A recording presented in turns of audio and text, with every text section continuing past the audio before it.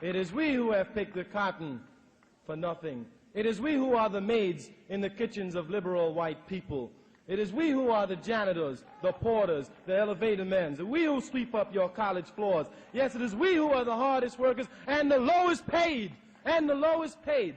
And that it is nonsensical for people to start talking about human relationships until they're willing to build new institutions. Black people are economically insecure. White liberals are economically secure. Can you begin to build an economic coalition? Are the liberals willing to share their salaries with the economically insecure black people they so much love?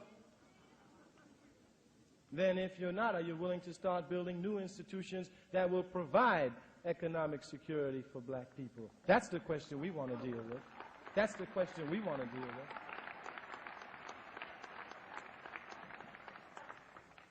We have to seriously examine the histories that we have been told, but we have something more to do than that.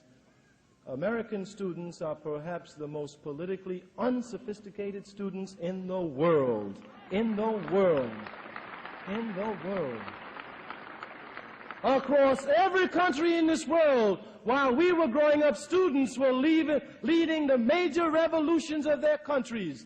We have not been able to do that. They have been politically aware of their existence. In South America, our neighbors down below the border have one every 24 hours just to remind us that they're politically aware.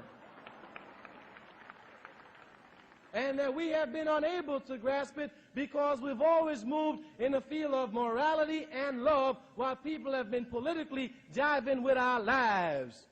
And the question is, how do we now move politically and stop trying to move morally? You can't move morally against a man like Brown and Reagan. You've got to move politically to cut them out of business.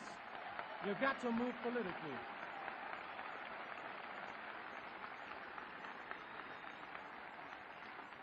You can't move morally against Lyndon Baines Johnson because he is an immoral man. He doesn't know what it's all about.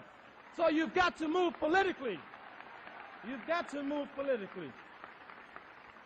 And that we have to begin to develop a political sophistication, which is not to be a parrot. The two-party system is the best party in the world. Eh? There is a difference between being a parrot and being politically sophisticated. We have to raise questions about whether or not we do need new types of political institutions in this country, and we in SNCC maintain that we need them now. We need new political institutions in this country. And anytime Lyndon Baines Johnson can head a party which has in it Bobby Kennedy, Wayne Morse, Eastland, Wallace, and all those others supposed to be liberal cats, there's something wrong with that party. They're moving politically, not morally. And that if that party refuses to see black people from Mississippi and goes ahead and sees racists like Eastland and his clique, it is clear to me that they're moving politically and that one cannot begin to talk morality to people like that.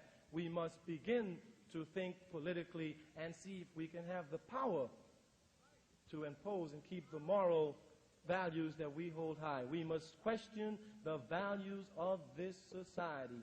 And I maintain that black people are the best people to do that because we have been excluded from that society. And the question is, we ought to think whether or not we want to become a part of that society. That's what we want to do.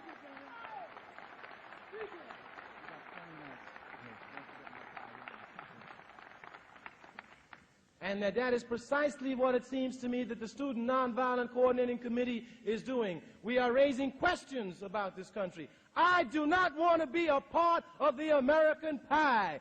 The American pie means raping South Africa, beating Vietnam, beating South America, raping the Philippines, raping every country you've been in. I don't want any of your blood money. I don't want it. Don't want to be part of that system. And the question is, how do we raise those questions? How do we raise them as activists? How do we begin to raise them?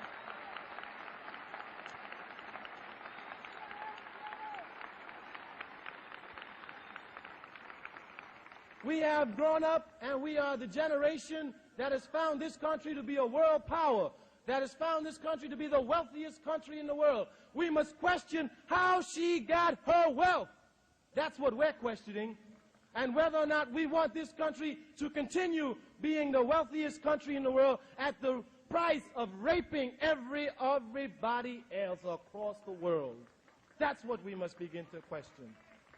And that because black people are saying we do not now want to become a part of you, we are called reversed racist. Ain't that a gas?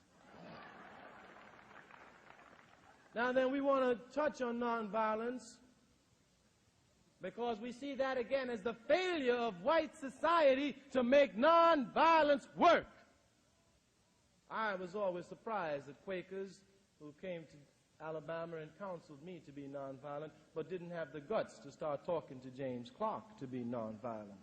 That is where nonviolence needs to be preached, to Jim Clark, not to black people. They have already been nonviolent too many years.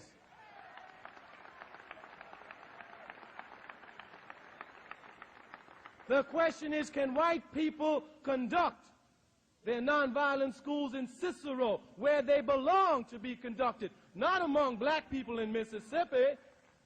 Can they conduct it among the white people in Grenada, 6'2" men who kick little black children? Can you conduct nonviolent schools there? That is the question that we must raise, not that you conduct nonviolence among black people. Can you name me one black man today who's killed anybody white and is still alive? Even after rebellion, when some black brothers throw some bricks and bottles, 10,000 of them have to pay the crime. Because when the white policeman comes in, anybody who's black is arrested because we all look alike.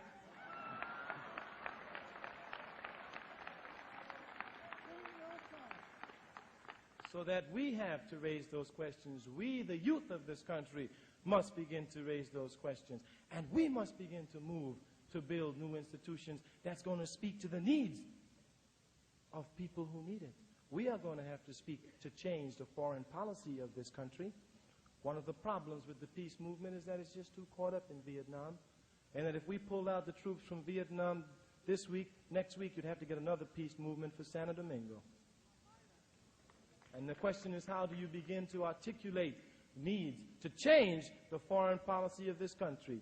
A policy that is decided